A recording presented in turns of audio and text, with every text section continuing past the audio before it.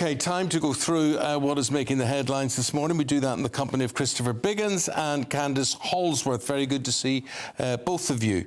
Candice, we're going to start with you, and this is a story from the Times. More than 260 bodies have been recovered from that festival site, and this was really shocking. I think if Hamas are trying to win any sort of sympathy or understanding, and you look at these young people who were there on Saturday, minding their own business, having a good time, and then this awful attack takes place, and catching many of them as hostages here as well. Yes, exactly. You've perfectly captured it. I mean, this is basically a story in the Times saying that they've now recovered the bodies because, I mean, up until now they weren't able to get close to the site because of all the fighting, but now they're there. It was a massacre, basically. I mean, these people were just partying. They were at a rave in the desert. They were completely unarmed, and they were ambushed. I don't know if you've seen some of the clips from BBC News of some of the survivors who basically had to hide, and they said the best thing that you could do was hide. You couldn't run, because if you ran, you were in the open and you would get shot at. And there was a mother, and she said she sat there and she thought, OK, I'm going to die. It's OK, close your eyes, just breathe. And I just can't imagine, you know, what that must have felt like. It must have been absolutely horrifying. I mean, the images we're seeing now are reminiscent of scenes from the Holocaust. Yeah. They really are. Well, as you saw, the father of 25-year-old Noah Agarmani, that man was just completely in bits. And devastated. The other picture of this other girl, 23-year-old Shani Look, on the front of the papers as well. It's just, you can't believe it. It's like watching a movie, a terrible, terrible movie, which, you know, people are doing just awful things to each other. And I'm devastated. Yesterday, when it sort of broke, or the day before, I just was it's speechless at home. You know, it was just unthinkable that this could be going on now. Well, it's just also the civilian death toll. You know, obviously you talk about those people minding their own business. We also had 78 Palestinian children killed overnight. You know, Benjamin Netanyahu saying to civilians in Gaza, get out, but they can't. You understand Israel have the right to defend themselves, they have the right to retaliate. But when that involves a refugee camp, children, families, you know, their response has to be proportionate as well. And, you know, everything just needs to calm down. And how on earth you do that is such a big challenge. And I suppose, you know, we've got the United Nations desperately trying to calm things down. What's your view in terms of whether this spills over into like a wider conflict with the situation in Lebanon, the situation in Iran? You know, could we be seeing an escalation in a sort of global crisis, really? It's possible. I mean, I think a lot of this is very reminiscent of the Yom Kippur War, where Israel was caught off guard during a holy holiday. And what the problem is, as with those wars, you could get attacks from the south and the north, which represents a huge challenge militarily. How do you handle that? Of course, America and Britain and many countries around the world have pledged their support, so Israel will not be fighting alone in this war. But it is true, I think we live in a time, like I said earlier, of great global instability, and I think it's getting harder and harder to contain things and to calm things down. But how does Hamas remotely believe that they can win such a conflict with Israel, looking at Israel's military might and the fact that their allies, the USA, have taken their Mediterranean fleet and now parked it off the coast of Gaza as well? Do they not get the message? I don't know what has happened. I think we really need to understand. People are saying that Iran was backing this and Iran has urged them to do this. I don't know if that's been verified, though. These are just various theories that have been floated. Well, so far the USA are saying that they can't find any evidence that Iran are associated with this. But then it suits them to say that. Well, also, Iran was very quick to come out and to say, well done, after the first attack, weren't they? Which was, you know, really quite shocking. Yeah, they always will. I think, though, you know, what makes a big difference, I think, with other conflicts in the past is there's just no prevaricating from the international community. It's just like, we're going to stand with you and we're going to do what needs to be done. So I think that's very important. But what Hamas have done to their own people is shocking. You know, there are many Palestinians in Gaza now who said they're afraid because they're like, what is going to happen to us now? They weren't consulted, presumably, on any of this. No. You see, what they all forget, Christopher, is that the rest of the world doesn't really care. They don't understand, and I don't care if we're talking about Ireland, if we're talking about the Middle East, wherever we're talking about Africa. It is an internal, local thing that those locally understand it, but the rest of the world scratch their head and think, well, why can't they just get on with each other? I know. Yeah. You're absolutely right, Eamonn, and that is the problem. And also, you're dealing with egos too. That's the other awful thing, I think, going on. You know, they really believe that they're doing the right thing. Exactly. You know, and that is, and how can you conquer that? You can't. And who's to say they're not doing the right thing, you know, in terms of nationalism or fanaticism or whatever, but it is their right thing as opposed to anybody else's right thing. Your view's very welcome. We're back with more from Christopher and Candice right after this. The Live Desk with me, Mark Longhurst. And me, Pip Thompson. It's here Monday to Friday on GB News. From midday, we'll bring you the news as it breaks, whenever it's happening and wherever it's happening, from across the UK and around the world. Refreshing, feisty, but with a bit of fun too. If it matters to you, we'll have it covered on TV, radio and online. Join the Live Desk on GB News, the People's Channel, Britain's news channel. Join us every night on GB News at 11 p.m. for Headliners, which is 3 top comedians going through the next day's news stories, which is exactly what you need, because when the establishment has gone crazy, you need some craziness to make sense of it. Headliners. You don't have to bother reading the newspaper. We've got it covered for you. Every night at 11 p.m. and repeated every morning at 5 a.m. We won't send you to sleep like some of the other paper review shows out there. So join us 11 p.m. every night on GB News. The People's Channel, Britain's news channel.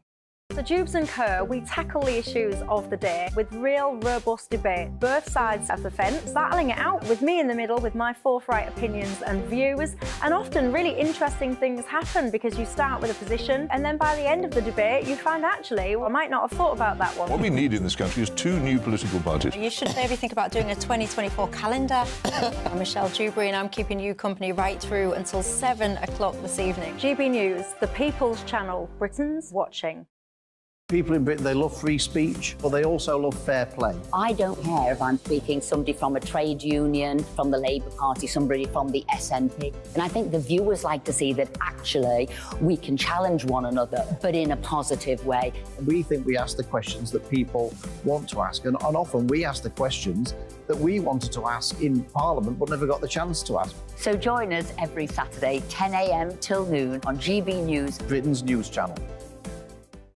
In a world of dull and predictable radio and TV shows. Oh, hi. On Mark Dolan tonight, we've got big guests. We drill into the big stories of the day. The show adds up to a brilliant listening and viewing experience. Mark Dolan Tonight is the most entertaining current affairs show ever, and that's a fact. That's Mark Dolan Tonight, Friday, Saturday and Sunday from 9. Only on GB News, Britain's news channel. Every Sunday from 11, join Michael Portillo. There'll be topical discussion, looking at the week before and the week to come. So kick back and relax at 11 a.m. on Sundays on GB News with me, Michael Portillo. GB News, the People's Channel, Britain's news channel. Join me, Patrick Christie's, Monday to Friday, 3 till 6. We tackle the day's news agenda like you've never seen before. It's high tempo, high octane, the most controversial topics and the best guests. You will not be able to take your eyes and ears off it. I'm not afraid to ask the questions that you really want answered. 3 till 6 p.m, Monday to Friday on GB News, the People's Channel, Britain's news channel.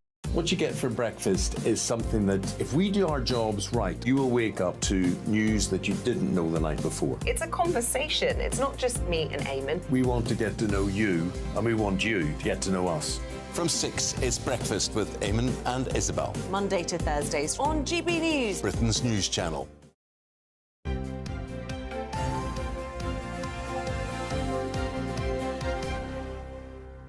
Yeah, we're talking about here during the break. There's a big TV programme on tonight, 9 o'clock. The Reckoning. On BBC One. It's called The Reckoning, and this is about how Jimmy Savile got away with what he did. Yeah, and Steve Coogan is playing Jimmy Savile. And what I've seen... He does him very well. The pictures, and I've seen a few clips. He's absolutely brilliant. I think it's going to be fascinating because what's happened... Did you ever meet Jimmy Savile? Oh, my goodness, yeah. It was hideous, wasn't it? If I can think about it, I can bring back the smell of nylon, which he used to wear all the time, and cigar smoke. Yeah. I mean, he was not a nice person. The thing is, I look back, I mean, then I didn't know he wasn't a nice person, but I do remember it was about control with him. Everything he did was about control. Right, well, Jimmy, if you come in here, we'll do this and we'll do that. No, young lad, what we'll actually do is we're going to do it this way. And really, you wouldn't like to see me angry because I'm not a very nice person when I'm angry. Whatever, you know. That's it. You should have played it. The threat was there all the time. All the time. And, you know, when you consider, of course, that the BBC hid everything, because, of course, he had 3 major TV series.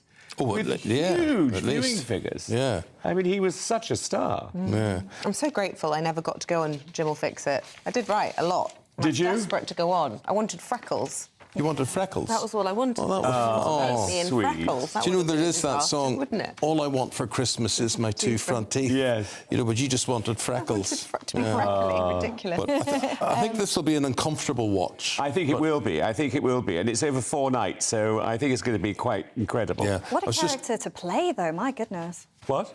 What a character to play. Yes, absolutely what a character. Well, especially since people remember him and therefore they remember what he's like, but just have a clip that it's not in, right? I think that's real footage there, is it? Yeah. I think that could be. No, honestly, I thought I could be looking at Savile. I know, that was incredible, that shot. The way, yeah. Anyway, so that's tonight, The Reckoning, BBC 1, 9 o'clock. Shall we go to the March of Electricity Pylons, Candice? Labour planning to tear up planning laws if they get into power. What's the story here? Yes, so this is a story in the Mail. Rachel Reeves has basically addressed the fact that we need massive electrification across the country to meet net zero goals. But she knows that one of the big problems why this isn't going on is that the planning regulations, it takes a long time to get things approved. Yeah. So she says... And you know what? In that case, rightly so. Because, I mean, if I remember correctly, in the 90s, in the 80s and the 90s, all the scientific research said about the, I don't know what you would call it, there's you get the electricity and then around it there is a... whatever. Substation? No. Oh.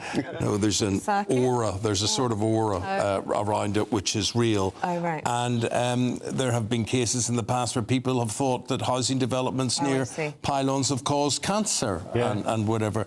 So I don't think it's a good thing having electricity pylons in your back garden. And they're an eyesore. Yeah, they are an eyesore. Really but it's obviously more expensive to dig up the ground and bury them. Yeah, but that's the way they should be doing it. Yeah, they need to solve this, though. I mean, you know, there's so much rhetoric around net zero, but the actual building of things just doesn't happen. And, I mean, how are we going to charge all these electric cars? I mean, we need way more electricity. We need way more charging points. And you just feel like no one's really getting down to business, and she is trying to address this. But if what you say, I mean, people may be concerned then in that case. They may be like, well, actually, I don't want electricity pylons in my area, though she has said that she'll offer things in return for that to convince people. But maybe it could be a bit of an uphill struggle. But, you know, will it make any difference what we do? That's my fear all the time, compared to countries like India and Russia and China and Brazil and whatever. Doesn't matter what we do. No, it doesn't. Well, I guess you lump in energy security as well to all of it, don't you? So it's not just about cleaning up our act, but it's also about not being dependent on other countries. And you know, Rachel Reeves is adamant that this will unlock £200 billion of private investment, rewiring Britain. Well, we'll see. I mean, the thing is as well, it's also just building nuclear power stations. I mean, I think what we've seen with the energy crisis is that we have a real problem with energy security, and we're way too reliant on importing energy, which has just driven our bills up. And, you know, you see people like Nick Clegg opposing the building of new nuclear factories, and you just see how short-sighted that is. What's he opposing? So it was in 2010, he didn't want nuclear energy. Correct, and now he's for it.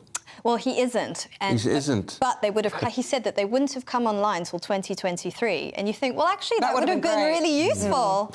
But, you know, all this business about private investment, you saw the Prime Minister basically lying last week when he said that the first leg of HS2 will run into Euston Station, and then it emerges 2 days later, no, it won't. Unless there is private investment, you know, so he makes out he's going to fund it, he doesn't. So what does private investment want? They want stability, they want predictability, they want to know what's going to happen, not governments flipping and flopping, as they're all keen to say these days. Should we talk about the all-important World Conquer Champions? Oh, now this is exciting. You see, this is one of the big stories of today in the newspapers. And a woman was crowned. A woman. Do you hear that, girls? A woman was crowned Conquer Queen, and she was ecstatic, as you would be, to take the title for the 3rd time she's won it. Wow. She must be some conquer. I'd like to see her knuckles. That one's dressed as Where's Wally? When I was a kid, I always worried. People play conkers, and you'd think, "Oh, I don't like that because it would hit your knuckles." Yeah, exactly. Yeah. It was. It's a really rough game, I think. You know, you've got to be very careful. They'd phased it out by the time I was at school. You just didn't play it. The teachers didn't want you doing it. Did you ever have clackers at school? No, none What's of that. What's a clacker? You know, these 2 big balls, they were luminous green or orange, and you clacked. Oh, yes. You did that. And then they would break wrists and things like that. Never saw a clacker. And wasn't there also a thing with 5 balls you put on your desk or something? Oh, yeah, I had those. You hit one of those. That's not clackers. No, That's not a clacker. Clackers were a massive craze, but they were eventually, I think, more or less banned because too many fingers were broken. Guys, thank you. Guys again shortly. Biggins, Candice, thank you very much for now. We're going to pause and we'll be back at 8 o'clock with all the latest on the Israeli-Palestinian conflict and also taking a look at your forecast.